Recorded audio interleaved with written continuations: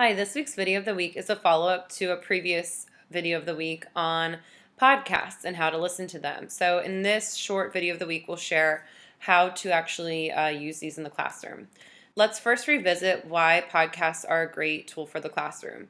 Not only do they let you learn from experts in the field you might be teaching students, but they also allow students to develop listening skills and practice them. It helps to build empathy. They can learn about the world and they can also try something new. And so a lot of students might not even realize that there's podcasts they can listen to for free on iTunes. There are a couple of different ways to listen to a podcast. So you can go directly to the podcast website.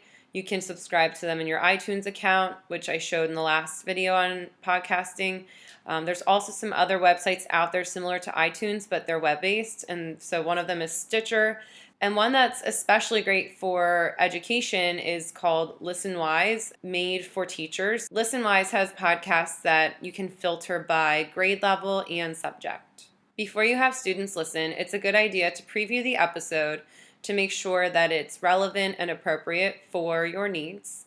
Develop a listening guide, which could be a handout that you share with students to answer questions as they listen or after they listen. And also check for a transcript.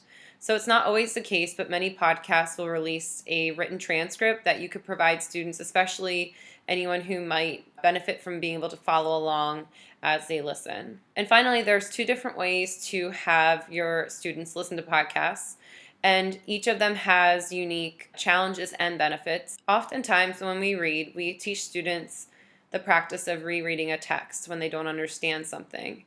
When listening to a podcast as a class, individual students lose the ability to replay a part of a podcast that they may not have fully paid attention to or comprehended.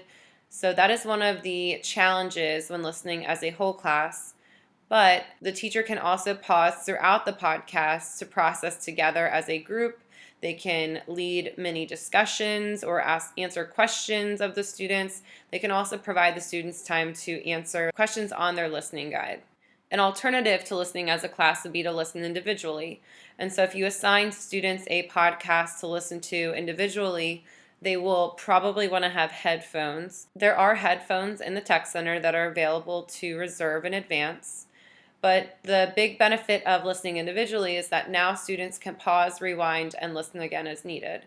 Even if you listen as a class, you can always provide students with access to the podcasts for after they leave the classroom so that if they do want to replay parts, they can. When making the decision to listen together or individually, it's up to the teacher to determine what the best method of listening will be for their students, and that complements the lesson. And so that is how to use a podcast in the classroom with students. Thanks for watching, and I hope this helped.